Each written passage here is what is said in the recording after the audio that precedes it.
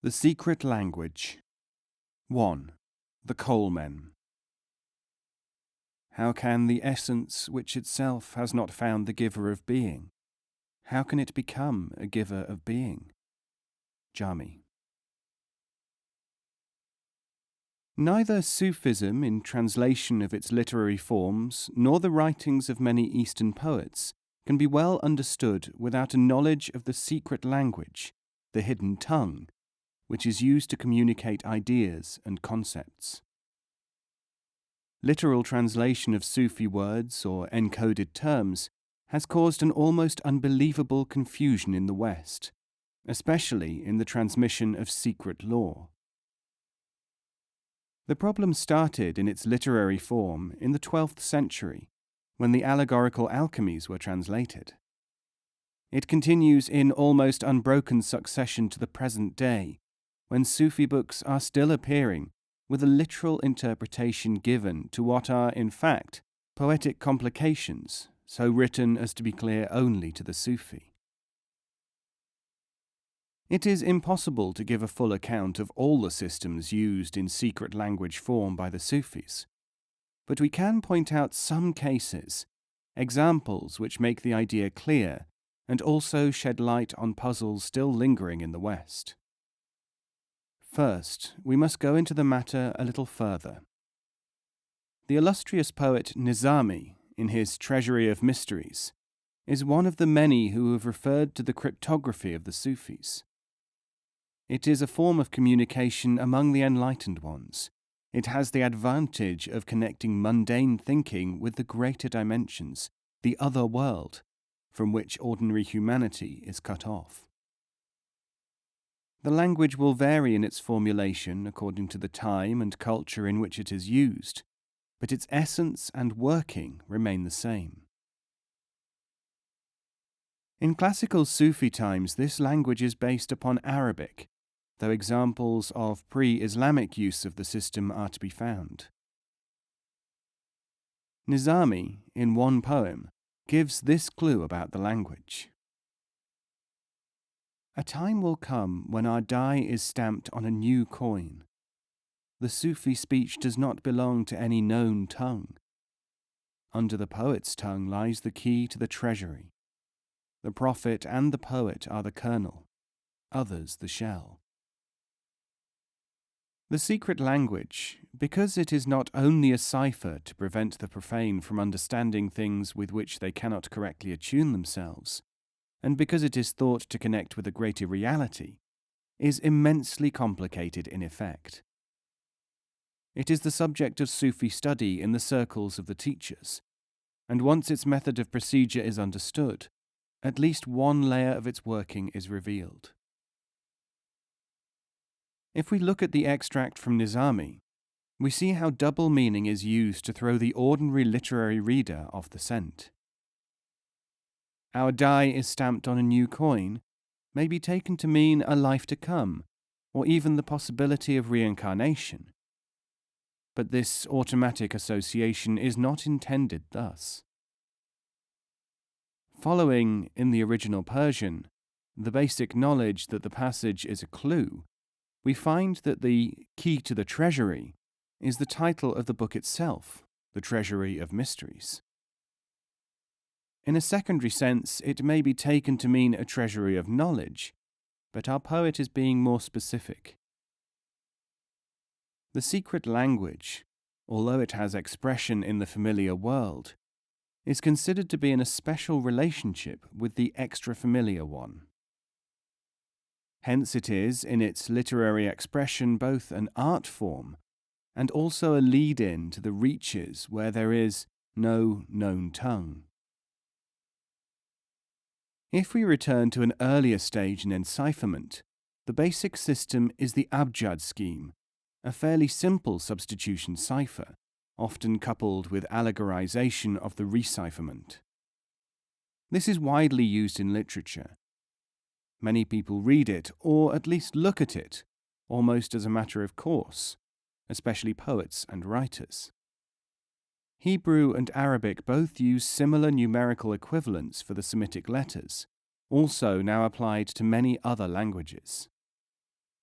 These are the letters and their equivalents. Alif 1, Ba 2, Jim 3, Dal 4, Ha 5, Waw 6, Z 7, double H 8, double T 9, Ya 10, Kaf 20, Lam 30, Mim 40, Nun 50, Sin 60, Ain 70, Fa 80, SD 90, Kaf 100, A 200, Sh 300, T 400, Th 500, Kh 600, DZ 700, DH 800, TZ 900, and GH 1000. While the Arabic letters have equivalents up to 1000, the Hebrew alphabet has equivalents only up to 400 inclusive. For mnemonic purposes, this arrangement of letters is always memorized as follows, as a string of meaningless words, adding diacritical points to make pronunciation possible. Abjad Hawaz, Huti Coalmen Safas, Khushat Fachts, Datzag. In Persian, Urdu, and other non-Semitic languages, the letters are given slightly different sounds in some cases, but this does not affect the use of the letters, whose numerical values remain constant. Dates, names, dates of birth or death, words expressing the character or aspirations of a person, all are often evolved from the scheme. Ignorant repetition of the meaningless words has in some places endowed the barbarous Abjad words with spurious baraka, the belief in special inherent functions, but this belongs to the realm of repetitious magical procedures and is not important. Here is an example of how one might use the scheme. Supposing that we want to name a book, showing that it has a certain sort of disguised content, perhaps records of secret processes. We could name it Source of Records, in Arabic, el-Kisa. We examine the words which we have chosen with their meanings. Is mother, matrix, source, principle, prototype. El is of, Kissa, record, story, or tale. El-Kissa, we now see, may mean something equivalent to mother of records, source of story, prototype of tales. We now, if all these alternatives are agreeable to us, encipher the letters by substituting their numerical equivalents from the standard Abjad list. Now we add them together. The sum is 267. Now we have to find a sufficiently descriptive or poetic title for our book, made up of letters which, when added, give us the same number 267. Our rearrangement can give us the phrase Auf Layla wa Layla. This means 1001 nights. The title of a book or the author's name will often give a most important indication of the emphasis which is to be placed upon the book and what can be discovered from it.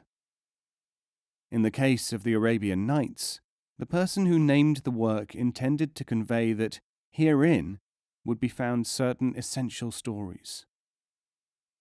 A study of the stories themselves and their decoding according to the rules of the secret language gives us the intention or concealed meaning and use of the stories. Many of them are encoded Sufi teaching stories, descriptions of psychological processes, or enciphered lore of one kind or another. However complicated all this may appear, in fact the investigation is inevitable and not difficult for anyone who is working with this kind of material. Most people who do so have been coached in the methodology by their own teachers. It can be said to be a part of Sufi literary training, the point at which literature is shown to be the vehicle for much more complex experiences than those on the literary level as usually understood. We can now look at the mysterious word Sufi, itself the subject of puzzlement and questioning. Decoded by the scheme, we find it to be made up as follows: S 90, W 6, F 80, Y 10. These are the consonants used in the spelling of the word. They total 186. In order to decode, we have to arrange the numbers in hundreds, tens, and units. 100, 80, 6. These are now retransformed into their equivalent letters. 100 is Q, 80 is F, 6 is U. These can be rearranged in any of several ways to form three-letter roots in Arabic, all indicative of some aspect of Sufism. The main interpretation is FUQ, which means above, transcending. Sufism is, as a consequence, spoken of as the transcendent philosophy. The names of Sufi authors and teachers have been chosen with the greatest care. They represent a quality, formulation, or emphasis which it is intended should be read into their works, or at least the work in which they appear. Sufis therefore do not approach their teachers' names externally, as the product of their environment, Bokhara, Arabia, and so on, nor as indications of professions, the chemist, painter, spinner. Their names have first to be decoded. Attar, for instance, means the chemist, or the seller of perfumes. On the poetical level, such a name is sufficiently descriptive. Decoded, to gain the essence of the name, we have the number 280. Restoring the numbers to their order of greatness, hundreds, then tens, we have 280. Reconverting into letters, 200 is R, 80 is F. The word which represents the essence, dat, is RF. The dictionary shows us that in Arabic this word stands for the concept of the fluttering of a bird. Attar's masterpiece, The Parliament of the Birds, is a reference to this. More than this, he has chosen the RF root to convey its alternative meanings: to flash with light, to twinkle, shining colour, to be shaken by the wind. The flash refers to intuition, the shining to the projection of teaching, and the use of colours by the Sufis. The shaking used in this root as of a plant in the wind means the movement of the exercises of the dervish. Attar further chooses the plant allegory because Sufism is of a growing, adaptive, organic, and necessary nature, according to its followers. The wind which is taken as shaking the plant is the divine wind, the impalpable force which is known by its effect on the plant as much as by anything else. Shams of Tabriz, the inspirer of some of Rumi's poetry and at one time his associate, is a mysterious figure to the externalist. He is referred to in literature under the sobriquet of Zardoz, Persian for worker in golden thread, people having in consequence inferred that this was his mundane occupation. His whole name was Shamsuddin-i Tabriz. When it is decoded, we find that this was a poetic name, carefully chosen by the Abjad method. His real name, converted and reconverted into letters, spells khit, thread or string, and is connected with gossamer, and also the particles which seem to dance in the sun's rays. Since his name Shams also means sun when literally translated, the play upon words becomes obvious. His other names, such as Parinda, the flyer, can be similarly decoded to produce meaningful descriptions. In initiatory words, the Abjad provides even more profound meanings, familiar to every practicing Sufi. No person may be a teacher of Sufism unless he has himself been through the succession of experiences which are essential. When he has been through these, he is changed, so that he remains an ordinary human being only in the obvious sense. His functions have changed, and he is now a herdsman. What is it that gives him that character? It is a cognition which is called certitude, which the Sufi illuminate, the arrived man or whole one, now possesses. In this he differs from the ordinary man, who is a prey to the fluctuations of his own lack of stabilization. This is expressed in the derivations of the word for certitude. Certitude stands for infallible guidance, and the word for it is yakina, formed of the elements YQN. These are transposed into 160, split again into 100 and 60, reconverted into QSS. The dictionary shows that this word stands for taking the marrow out of a bone. It can also mean herdsman or to become a priest. Sufis therefore consider that the essence of certitude and its expression is the retrieving of the very marrow, the shepherding of others, the exercising of the commanding authority and endowment usually invested in what is called a priest in mechanical religion. It may be noted that the Sufi cannot benefit another person beyond the extent to which his function is acknowledged by that person. As a shepherd, he can look after the external needs of a flock. As a priest, he has the inner qualities to cater for their essential progress. This, to the Sufi, is the meaning of priest, that he should have arrived at some sort of certitude which places him into contact with a greater dimension, not that he should be mechanically created by order or study. A priest is the result of a development. No such priests exist in familiar religion. We can carry the Abjad method, where used by organization, much further than isolated cases. In Sufi circles, instead of numerical substitution, rhyme or homonym is used to confuse the non-initiate as to the symbol of ritual. Several mysterious societies in the West are offshoots of Sufi circles, and can easily be traced back through a knowledge of Sufi organization, historical possibility, or the secret language. The Builders is one. Another is the Coalmen.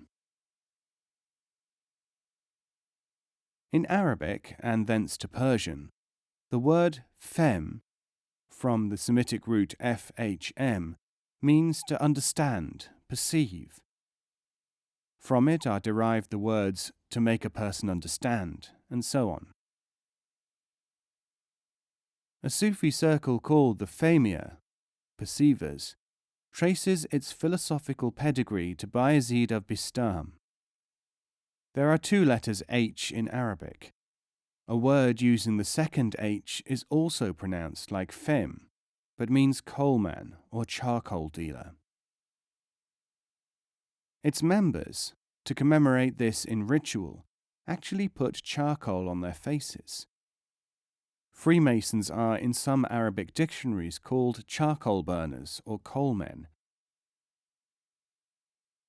An Italian secret society, originally devoted to doing good and to the ends of mutual protection, was called the Carbonari, the charcoal burners.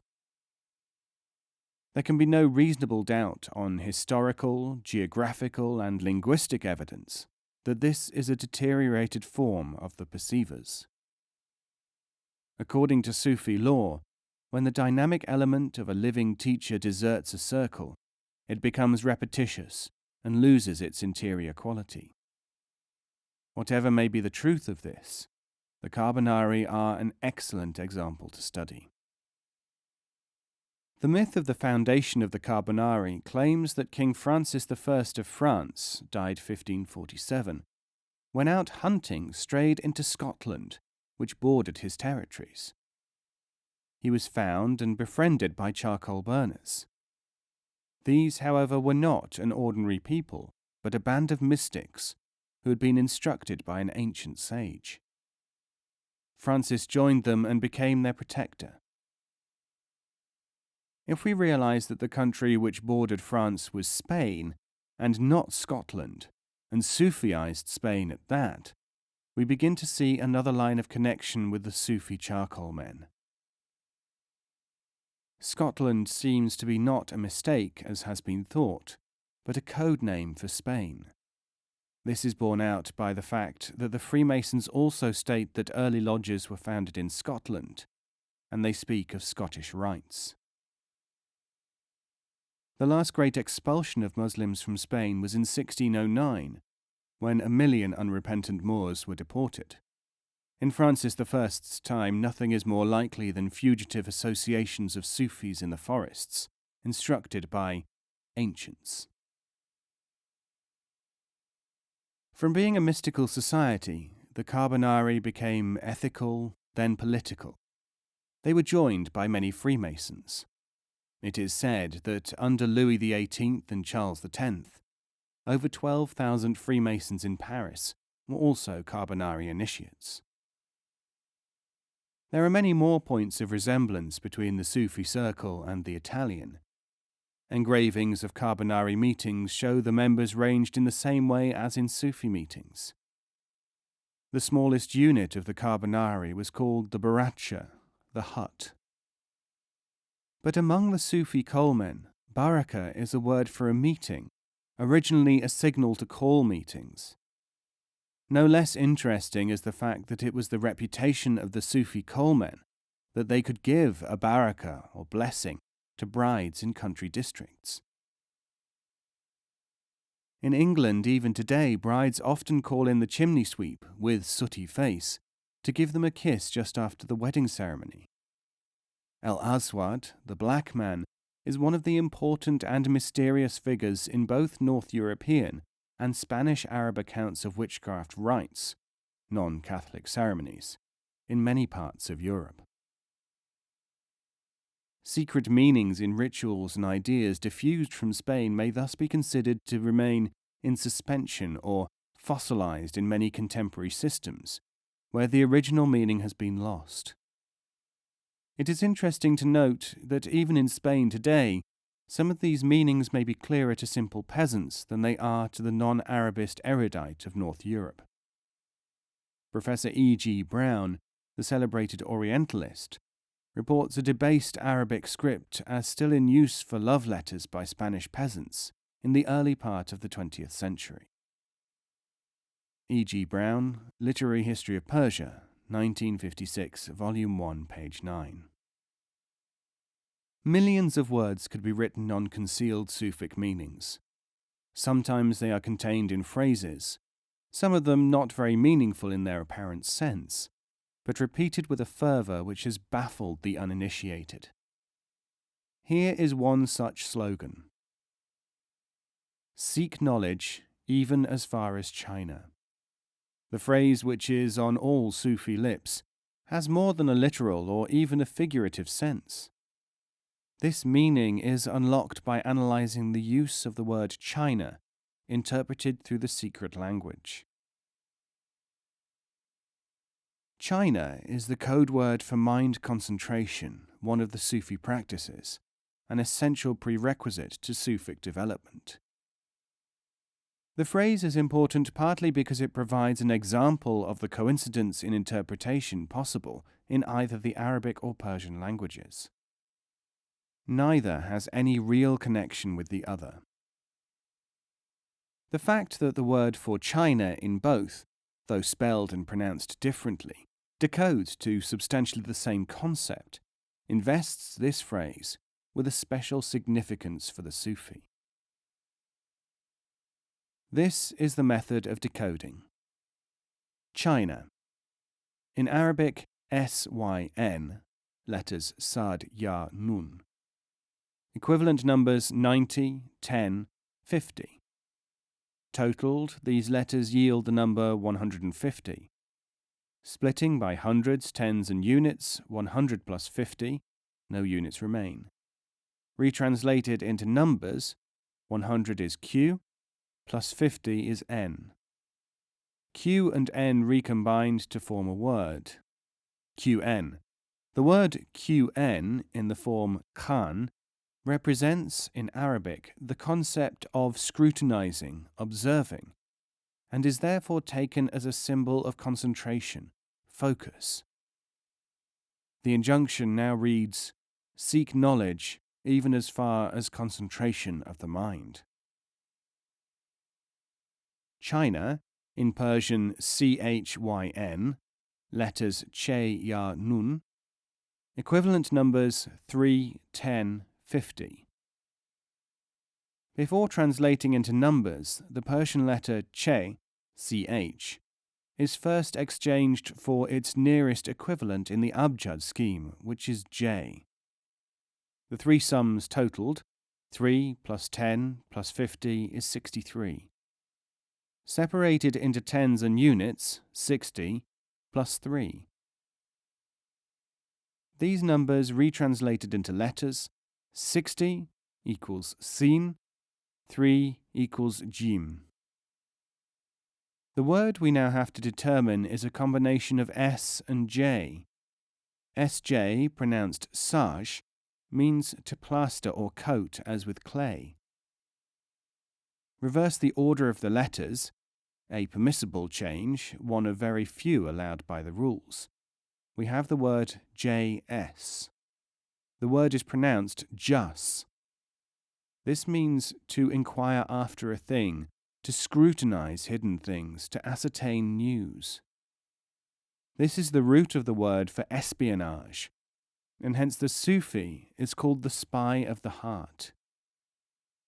To the Sufi, the scrutinization for the purpose of ascertaining hidden things is an equivalent, poetically speaking, with the motive for concentrating the mind.